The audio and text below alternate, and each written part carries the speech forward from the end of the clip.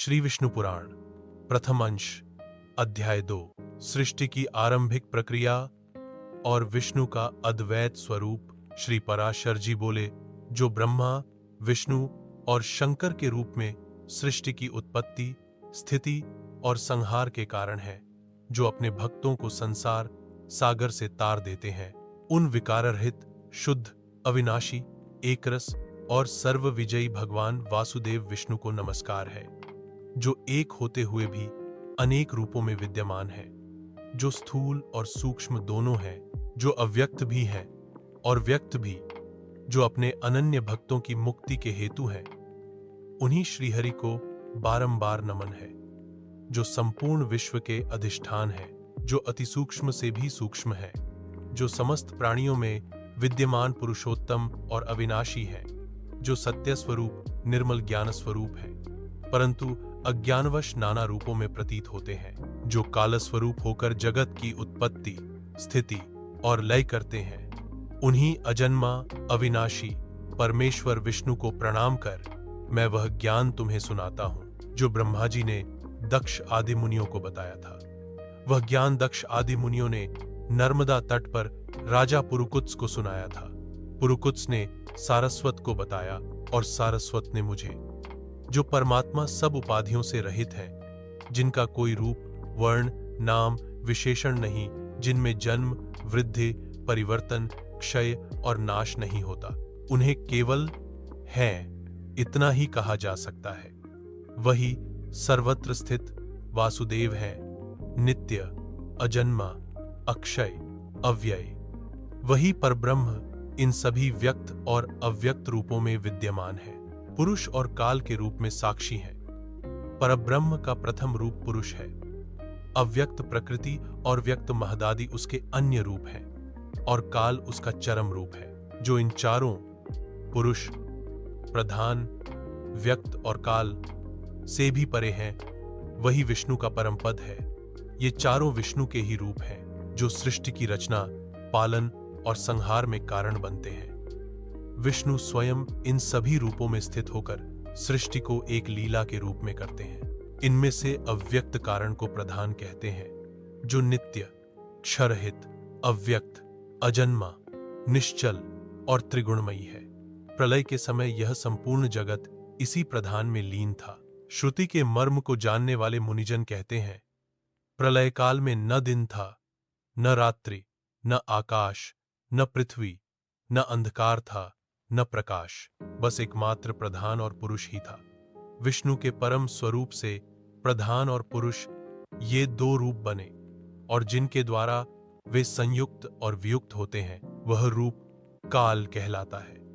इस व्यक्त जगत का प्रलय होने पर वह प्रकृति में लीन होता है, इसीलिए उस प्रलय को प्राकृत प्रलय कहते हैं। काल रूप विष्णु अनादि और अनंत हैं, इसलिए सृष्टि, स्थिति और लय कभी रुकते नहीं।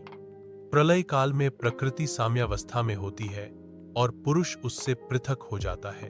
तब विष्णु का काल रूप प्रवृत्त होकर फिर से सृष्टि को प्रेरित करता है।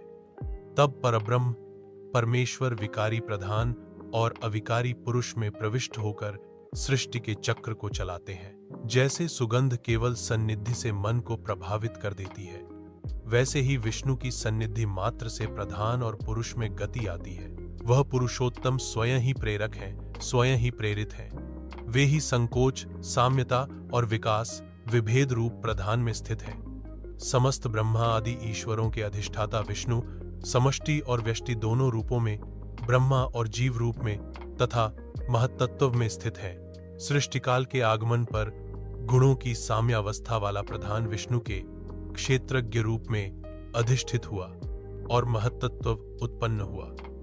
उस महत्तत्व को प्रधान ने आवृत किया। महत्तत्व त्रिगुणात्मक होता है, सात्विक, राजस और तामस।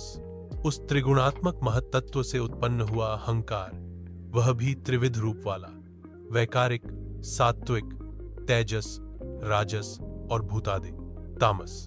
भूतादि तामस अहंकार से शब्द, तन्मात्रा और उससे आकाश की उत्पत्ति हुई। फिर क्रमशः आकाश, वायु, तेज, जल, पृथ्वी की सृष्टि हुई।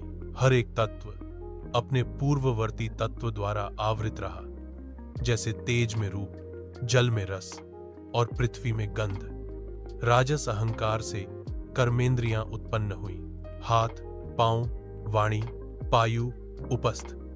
सात्विक अहंकार से ज्ञानेंद्रियों के अधिष्ठाता देवता उत्पन्न हुए और एकादशवां मन। इन समस्त तत्वों से जब परस्पर सहयोग नहीं हो रहा था, तब विष्णु ने पुरुष रूप से उन्हें अधिष्ठित किया। तब प्रकृति के विकार महत्तत्व से लेकर विशेष तक एक हो गए और ब्रह्मांड की उत्पत्ति हुई। जल में उठते बुलबुले की तरह भूतों से क्रमशः एक गोलाकार अंड बना, जो ब्रह्मा रूप हिरण्यगर्भ विष्णु का निवास बना। उस अंड में सुमेरु, पर्वत, द्वीप, समुद्र, देव, असुर, मनुष्य आदि संपूर्ण प्राणी प्रकट हुए। वह अंड 7 प्राकृत आवरणों से घिरा रहा, जैसे नारियल का बीज छिलकों से। उस अंड में स्थित होकर भगवान विष्णु ब्रह्मा रूप में रजोगुण का आश्रय लेकर सृष्टि करते हैं, फिर सत्वगुण से पालन करते हैं, और जब काल आता है तब रुद्र रूप धारण कर तामस गुण से संहार करते हैं। संहार के बाद समस्त भूतों को निगलकर वह परमेश्वर जलमय संसार में शेष शैया पर विश्राम करते हैं। पुनः जागकर ब्रह्मा रूप में सृष्टि करते हैं। वही एक भगवान जनार्दन सृष्टि, पालन और संहार के लिए ब्रह्मा, विष्णु और शिव नाम धारण करते हैं। वे स्वयं ही रचते हैं, स्वयं ही पालन करते हैं, स्वयं ही संहार करते हैं। संपूर्ण पंचमहाभूत, इंद्रियां, अंतकरण, सबके आत्मरूप वही विष्णु है। इसीलिए सृष्टि में जो कुछ भी घटता है वह उन्हीं के द्वारा, उन्हीं के लिए होता है। वे सर्वस्वरूप, वरदायक और वरेण्य भगवान विष्णु ब्रह्मा आदि अवस्थाओं में रचते हैं और स्वयं ही अपने भीतर सब कुछ समेट लेते हैं। अध्याय 2 समाप्त। यदि यह ज्ञानपूर्ण अध्याय आपके अंतर्मन को छू गया हो तो लाइक करें, कमेंट करें और वेदावर्स YT चैनल को सब्सक्राइब जरूर करें। अगले अध्याय में जानेंगे सृष्टि की अगली परत, देवताओं, मनवंतरों और युगों की कथा।